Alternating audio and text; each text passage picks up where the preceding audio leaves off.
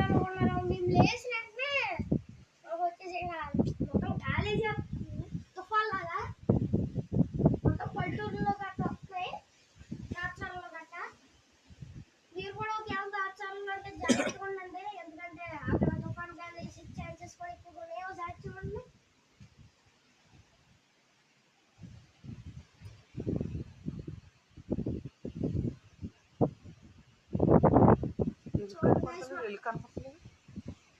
చూడండి గైస్ మొత్తం ఎలా ఉందో ములుగులు గట్ట అదే పెట్టాము.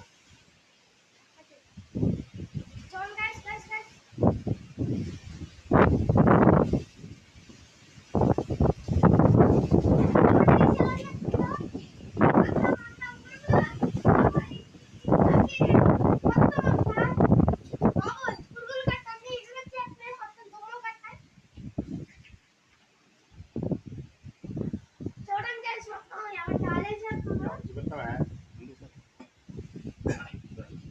అన్ని ఎలుగుచ్చులో పండేలా పెట్టరా.